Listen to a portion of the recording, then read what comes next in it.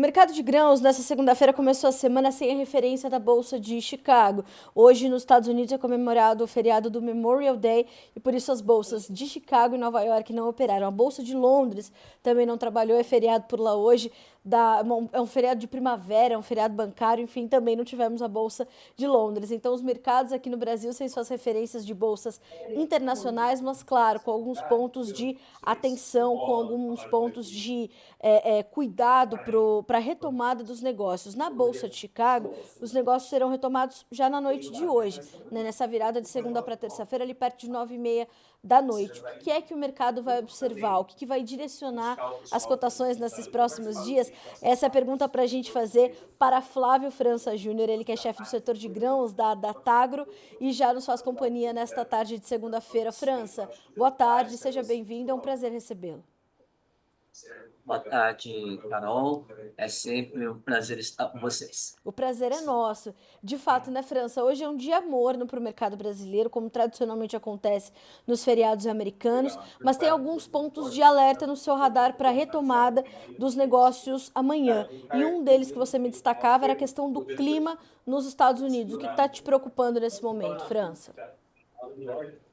Exatamente, Carol. Hoje, pela ausência do pregão, dos pregões, né, do pregão, especialmente de grãos, ali, soja e milho, a ausência do pregão em Chicago essa segunda, o mercado está bem de lado, é, diria quase sem movimentos, sem grandes notícias, bem devagar. Aí, todas as atenções estão para a reabertura do mercado no pregão noturno de hoje e pode dar algum indicativo já para o pregão de amanhã. Basicamente, considerando que a safra sul-americana ela já está basicamente definida, tá?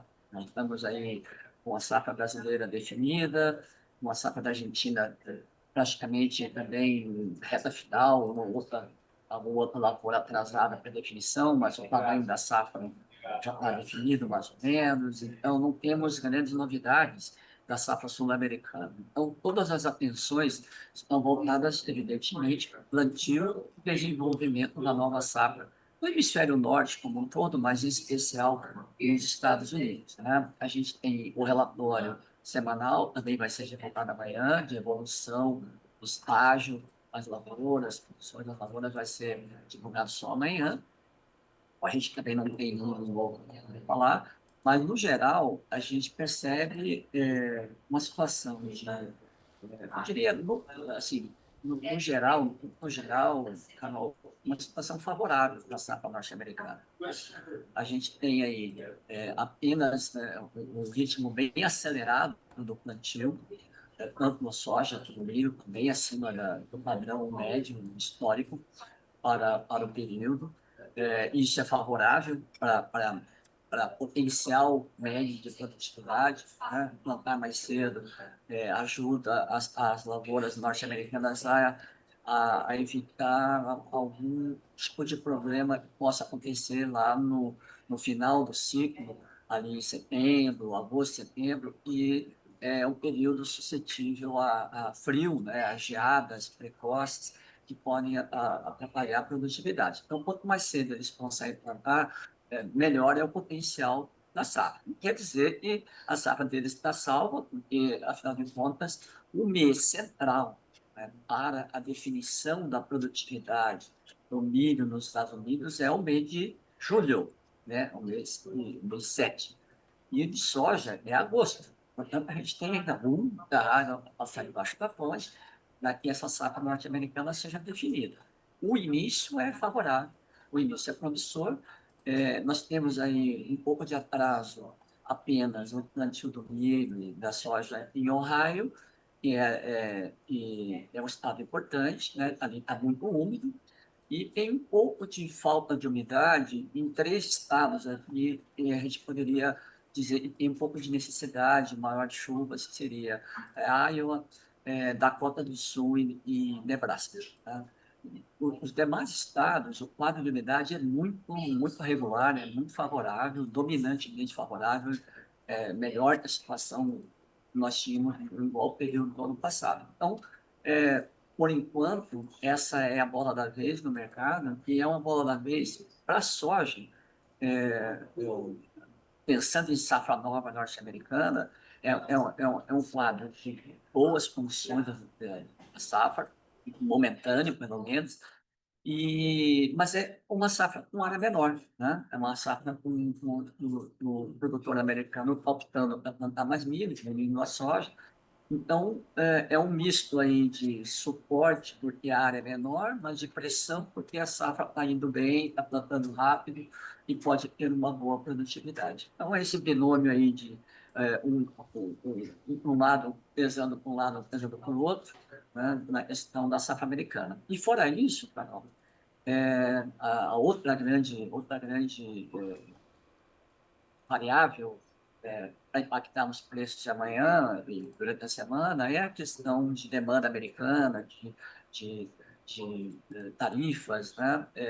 Nos últimos dias, a sensação é um pouco mais de alívio, né? Então, isso é positivo para os preços de escravo, da soja e milho, né? Há uma diminuição do tom, né, do governo norte-americano em relação aí às tarifas, agora, recentemente, agora também um adiamento aí das tarifas com a União Europeia, já foi definido um adiamento com a China, então há uma sensação de uma diminuição de tom, né, de tonalidade, de peso nessa disputa, e isso é para o mercado, para a soja, para milho, para os grãos em geral, norte-americanos, é favorável. Tá? Então, basicamente, são esses dois pontos que a gente precisa centrar as atenções, números de demanda, de exportação norte-americana, que estão bastante altos, bastante elevados, né? A gente está com um salto aí nas vendas de soja e milho norte-americanos nessa temporada que está encerrando.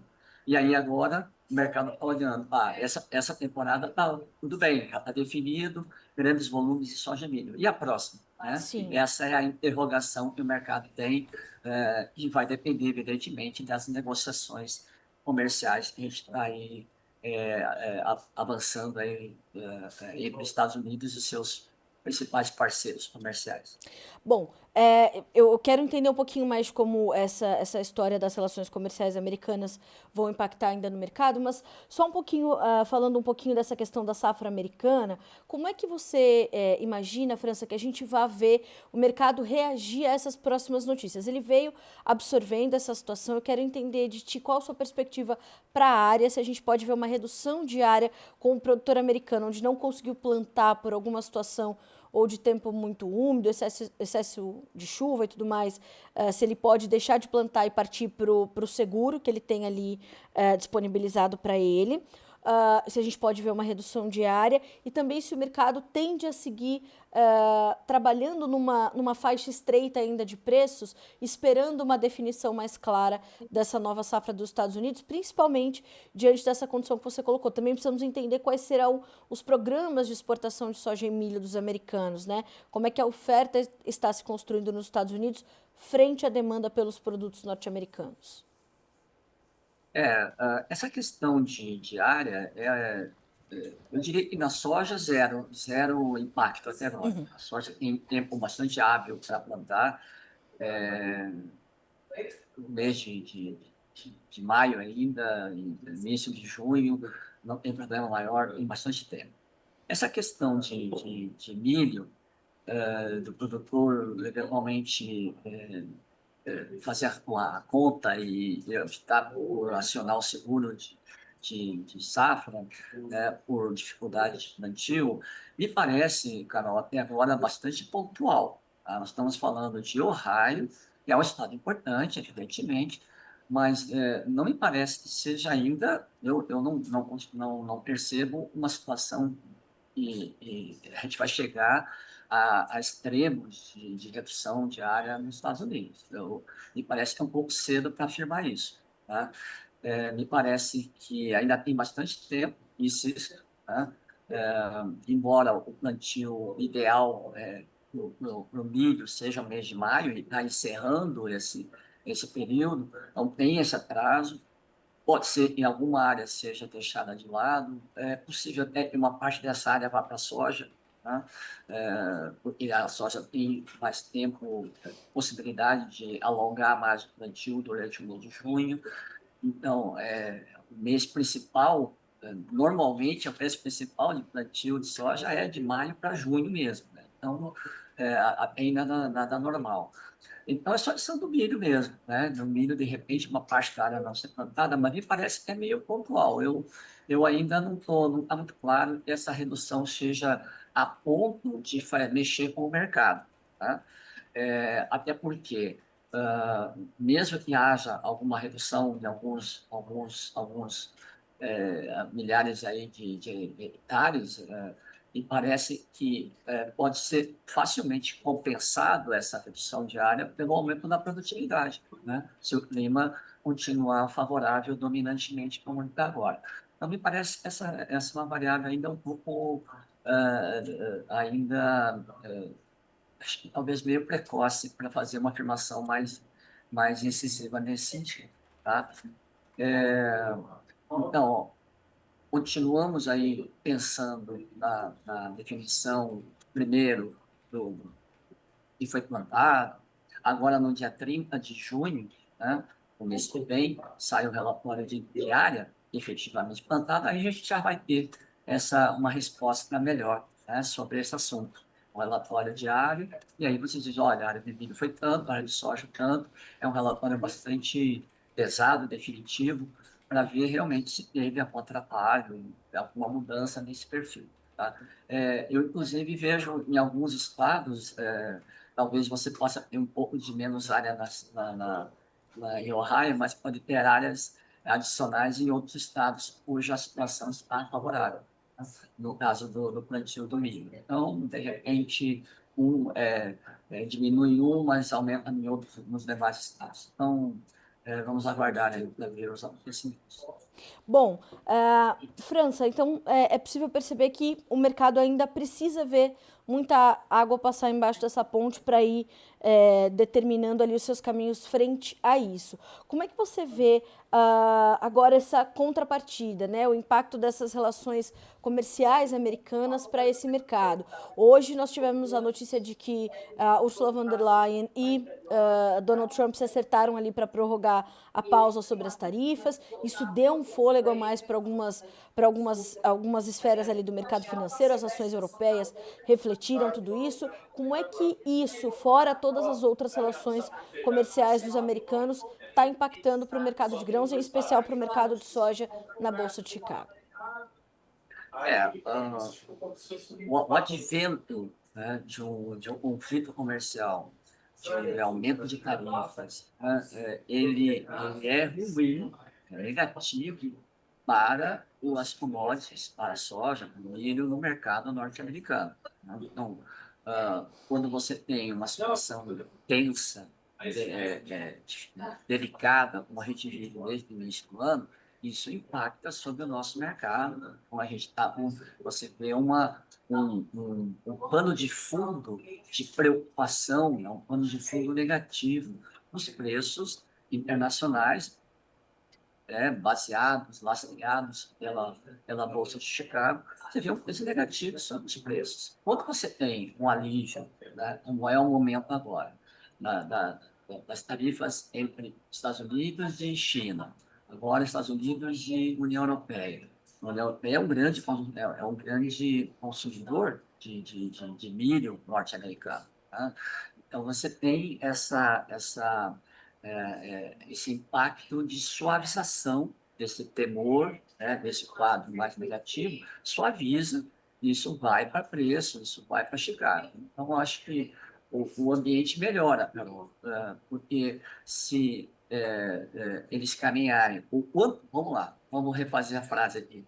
Eu não tenho nenhuma dúvida que eles vão entrar em acordo, tá? Sim. Eles vão fechar um acordo. A questão não é essa, a questão é quanto tempo vai levar, né? Depois, quais serão os detalhes desse acordo, mas certamente vai envolver grandes vendas de produtos norte-americanos, tá? Então, a expectativa, ela é negativa, o momento é negativo, porque tem o conflito comercial. Mas a partir do momento que o acordo for fechado, os acordos forem fechados, certamente vai envolver o setor, né, de commodities agrícolas e vai ser favorável no longo prazo. Então, você tem aí o curto prazo nervoso, deprimido com o mercado, esperando, aguardando, mas certamente positivo logo na frente, tá?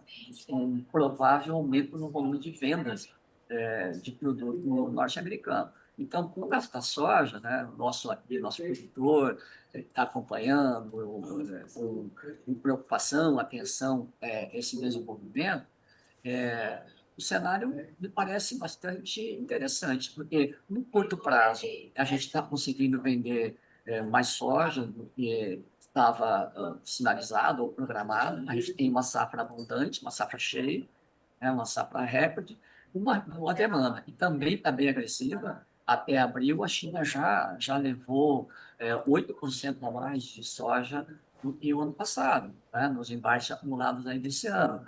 Então, isso é uma boa notícia. A gente está colhendo muito, mas está vendendo. Então, as chances são muito boas da gente, aqui no Brasil, terminar esse ano mesmo com uma safra recorde, com estoques bastante baixos novamente, né? Então, aparentemente, não vai sobrar soja, não vai sobrar muita soja, não, mesmo com um ano bom. Então, é isso. Você tem Chicago numa situação mais delicada, mais preocupada, com o quadro, um alívio momentâneo e uma tendência de melhora no ambiente e dos preços, soja, milho, acho que os dois mercados, né? O milho, você tem, comparando com soja, a soja tem uma redução diária americana e o milho tem aumento diário. Então, o cenário, a curva de preços, ela é um pouco mais negativa para milho do que para soja. Mas no ambiente de acordos comerciais e de retomada de grandes volumes de compra do produto americano para a nova safra, essa pressão, mesmo também no milho, pode reverter, tá? Então, eu seria otimista para longo prazo, né, para Chicago, e talvez aí conservador e meio de lado no curto prazo, né? De todo modo, nossos prêmios estão bastante interessantes, né, Carol? Estão compensando a, o prejuízo ou a negatividade momentânea dos preços internacionais. A gente está embarcando, está vendendo e está limpando o mercado aqui. E isso é uma notícia boa para o nosso produtor. E isso, como é que, você falou, né, que a China já levou mais soja do que no ano passado. E o quanto ela ainda precisa comprar, a França? E como vai comprar? Vai depender de um acordo efetivo com os americanos para fazer algumas compras nos Estados Unidos? Ou, apesar dos pesares, vai ter que comprar um pouco lá e um pouco aqui? O que você espera para esse segundo semestre em termos de É, comportamento chinês? não tem. Por mais que exista a guerra comercial, o conflito, as discussões, né, a China não consegue comprar 100 milhões de toneladas de soja brasileira, né? A gente não tem esse volume, né? Nós teríamos que vender 100% da nossa safra, né, para a China. E no dia a dia o mercado é um mercado aberto, é um mercado livre, isso não é possível. Então, por mais que eles comprem mais aqui no Brasil e tenha a vantagem de que a gente tem uma safra cheia, né, pode aumentar o percentual de soja brasileira, já está aumentando e pode aumentar um pouquinho, mas ainda assim eles vão precisar comprar uns 10 ou 15 ou 20 milhões de toneladas de soja norte-americana. Então, de uma forma ou de outra, pode atrasar essas compras, né? Pode não comprar agora, deixar para comprar mais durante a safra. De todo modo, não tem como escapar, né?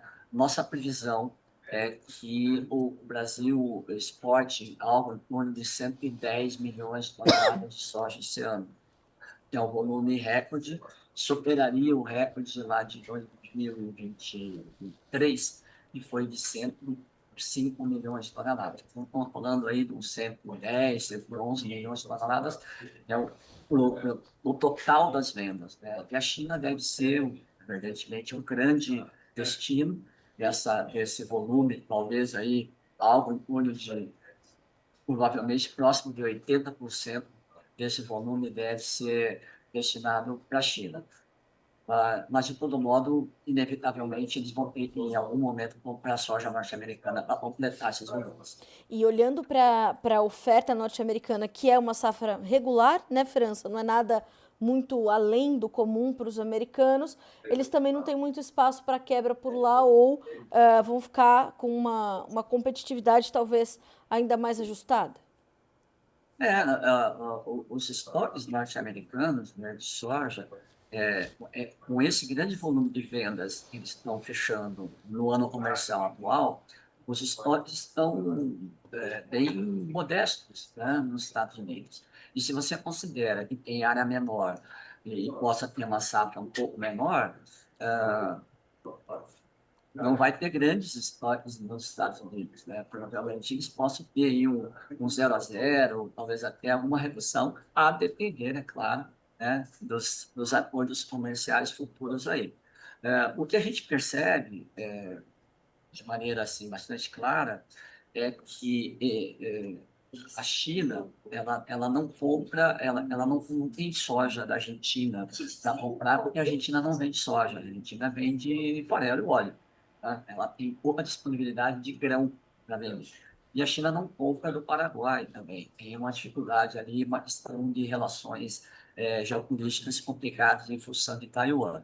Então, basicamente, ela vai comprar soja no Brasil, o que tiver, o que for possível limpar, ela vai limpar, né? O que tiver de possibilidade, ela vai levar, mas vai ter que completar alguma coisa aí, seus 10 milhões, 15 milhões de toneladas de produto norte-americano.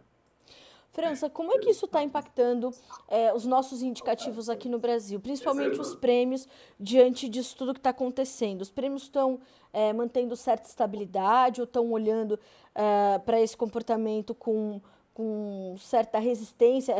Não sei se essa é a melhor palavra, ou certo suporte. Como é que aqui os preços estão se formando e os negócios se efetivando nesse espectro, considerando que a gente tem também um dólar que tem certa volatilidade nesse momento, também atento a algumas dessas questões que você pontuou, como principalmente as relações comerciais americanas. O que a gente pode esperar para os nossos indicativos aqui, tanto de prêmios quanto de preços, efetivamente? A gente está olhando, eu comentei brevemente, né, que toda essa dificuldade, esse sentimento é, negativo, temeroso, né, no mercado internacional, né, e por conta da questão comercial global, internamente, a gente está superando isso com bastante demanda e com os prêmios se mantendo aí bem positivos em relação aí à formação de preços, desde isso, já desde o início do ano, né? A gente já percebeu esse movimento. Não é uma evolução linear desses prêmios, oscila um pouquinho, você vê um pouco mais de demanda, o prêmio sobe, aí se a demanda sai, o preço dá uma esfriada, mas assim, no geral a gente percebe uns prêmios bastante sólidos, né? Então aí nós estamos falando aí de 70, 80 centavos aí centavos de dólar por bushel para embarque agora julho, agosto até acima disso. Possivelmente a gente vai estender um pouco mais essas nossas vendas, né, diante da postura do produtor, né, o produtor brasileiro está escalonando as suas vendas, né? Então isso é perfeitamente natural. E essa comercialização ainda tem bastante coisa para a gente vender, aí deve ter uns 35% da safra brasileira ainda por ser comercializada por parte dos produtores. Então a gente tem escoamento por parte do produtor, e aí alongado no segundo semestre, vai entrar aí em mês de junho, julho, agosto, e deve esticar um pouquinho também as nossas vendas da exportação. Tá? Então, como eu falei agora há pouco, a China vai comprar o que ela puder comprar, né, na situação de disputa comercial com os Estados Unidos, ela vai tentar limpar o mercado brasileiro. Então, nossos prêmios estão daqui para cima, né? Não tem muita reversão nisso, e podem até subir mais significativamente, com a evolução agora da entre-safra nesse segundo semestre. Então, prêmios, tem, eu diria que basicamente compensando boa parte do mercado mais frouxo internacional. E a taxa de câmbio, Carol, ela vem oscilando aí, é uma questão de política internacional, também de ó, uma mancha de sol aqui no meu rosto. É, é uma questão de política internacional e de política interna, né? A taxa de câmbio, ela comparativamente, quando você olha no comparativo com o ano passado, ela está muito mais favorável ao produtor, né? Então, se tem algum problema no Chicago, na soja, ele está sendo compensado por câmbio e por prêmio comparado períodos iguais aí, maio, colheita versus colheita do ano passado. O quadro é bastante favorável ao nosso preço. Por isso que o nosso mercado interno está aí pagando 10, R$ 15 acima do mesmo período do ano passado. Certo. Bom, França, para a gente concluir, que orientação a gente traz para o produtor nesse momento? É hora dele dar uma olhadinha e fazer contas para entender suas margens, para entender como vai ser esse segundo semestre, principalmente para a demanda, e ele tendo que dividir as suas energias com a comercialização da segunda safra de milho, que também já teve a sua colheita iniciada. Como é que você vê o produtor inserido nesse contexto geral que a gente está descrevendo hoje? Eu comentei agora há pouco, né, Carol, que a gente tem aí 60 alguma coisa por cento comercializado, 65 mais ou menos, da safra atual, já negociada pelos produtores. Então, tem 35%, isso é muito próximo do que seria aí uma média, né, para a gente negociar ainda de junho para frente. O produtor está adotando uma postura de venda escalonada, está tudo certo. Não acho que há grandes problemas de preço, né? Não vejo grandes quedas no médio, no longo prazo. Até pelo contrário, você pode até ter algum suporte via prêmios, né? Quanto mais a gente avançar aí agora nos próximos 2, 3 meses, pode ter uma melhora, inclusive, nos prêmios, caso caso as negociações entre Estados Unidos e China se alonguem um pouquinho mais, né? Quanto mais se alongarem lá, melhor serão os nossos prêmios. No momento que houver uma negociação, um acordo, certamente ele pode esfriar um pouco nossos prêmios, mas vai ser compensado provavelmente com uma alta em Chicago. Eu não vejo grandes problemas na ótica do vendedor do preço. Então, dá para poder escalonar essas vendas com certa tranquilidade, aí fazer suas contas de relação de troca para compra de insumos. eh, não é uma, sempre uma recomendação, né, para ver aí se ainda resta alguma coisa para comprar dos insumos aí para a próxima safra. Em algumas regiões, Carol, na região central do Brasil, nós temos dificuldades onde a armazenagem é mais ajustada, tem muita dificuldade para reter muito essa soja, porque precisa de abrir espaço nos armazéns para receber o milho de inverno, e milho de inverno e vem uma safra cheia, né? E vem embalado aí, vai ter em aumento de área para a safra de inverno, e uma safra que vem grande, especialmente na região central, Mato Grosso, notadamente. Então, algumas regiões onde teremos os problemas de armazenagem, então, aí não vai ter muita possibilidade. O produtor vai ter que vender mesmo e desovar, limpar os armazéns, né? Justamente porque é um ano, felizmente, na ótica do produtor do país, é um ano de safra grande, tanto para a soja como também para o milho. Bom, a gente vai continuar acompanhando. Essa é uma semana que começa um pouquinho mais tarde, mas com bastante informação, com muitas análises que precisam ser consideradas. Eu quero te agradecer, viu, França? Sempre bom ter você com a gente para trazer esse cenário completo do produtor, o que ele tá, em onde ele está inserido. Isso é fundamental para nós. E você de casa sabe disso. Sempre muito bem-vindo por aqui. Muito obrigada, França, pela companhia nessa segunda-feira.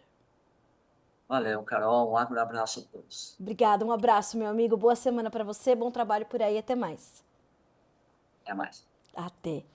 Bom, lembrando, hoje é feriado nos Estados Unidos. Essas orientações do Flávio França são fundamentais para você que está chegando agora. Depois revisite essa entrevista para que você também tenha mais detalhes de como a semana recomeça efetivamente para as bolsas. Nós temos então 2 pontos-chave para o andamento das cotações nas bolsas internacionais, principalmente para a soja. É essa condição das relações comerciais americanas com a União Europeia, com os chineses, com o próprio Brasil, enfim, como toda essa questão do tarifaço está se desdobrando, isso é fundamental. E quando a gente olha para fundamentos, efetivamente, do mercado de grãos e mais especificamente para soja e milho, nós estamos falando também dessa condição da safra americana, como França pontuou. As safras sul-americanas, elas já são conhecidas. Então, por exemplo, a colheita da nossa segunda safra de milho começou.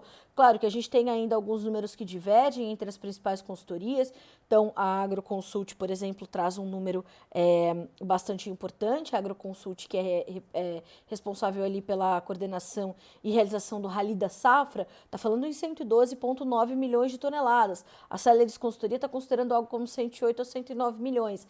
Então, as safras sul-americanas, elas são conhecidas. O que vai acontecer na próxima temporada é uma incógnita com a qual o mercado ainda está trabalhando, mas agora está concentrando as suas energias na nova safra dos Estados Unidos. Para outras commodities, a gente vai considerar a safra também ali no hemisfério norte do leste europeu, de outros países da Europa, como França, Alemanha, se a gente pensar em trigo, por exemplo. Então, tudo está se construindo agora no hemisfério norte. Quando a gente olha para os Estados Unidos, a gente tem algumas condições adversas de clima, é verdade, chove muito no sul e mais a leste dos Estados Unidos. A maior parte do Corn Belt, do meio oeste americano, mas tem condições de tempo seco nesse momento, então precisa chover um pouquinho mais ali nas Dakotas e tudo mais, então no estado do Nebraska. Então a gente vai olhando essa construção. Agora é entender essa condição climática, como fica o ritmo de plantio, como fica a área e também como fica a condição da produtividade, em que base essas produtividades serão concentradas. E juntando tudo isso, oferta se construindo e relações comerciais, como é que vai ser o comportamento da demanda? Tem muita soja ainda para ser comprada pelos chineses nos próximos meses, que vão ter que olhar e se dividir entre a soja americana e a soja brasileira, entender qual vai ser a competitividade desses dois produtos, como é que esses mercados vão se comportar, enfim. Tem muita água para passar debaixo dessa ponte, por isso você precisa ter ali alinhadas as suas margens e as suas estratégias comerciais. Assim a gente vai concluindo por aqui, lembrando que as cotações que você vê na nossa página inicial, elas são referentes ao fechamento da última sexta-feira, dia 23 de maio. Hoje, às 9h30, horário de Brasília, as cotações serão retomadas na Bolsa de Chicago, e aí você já vai começar a ver a atualização aqui no nosso portal. E na Bolsa de Nova York, amanhã cedinho já tem as primeiras referências e também para a Bolsa de Londres. Então, feriado nos Estados Unidos, na Inglaterra, fica dessa forma, portanto, no Reino Unido, né? Fica dessa forma, portanto, o mercado um pouco mais morno, mas de olho em todos esses pontos que a gente elencou aqui.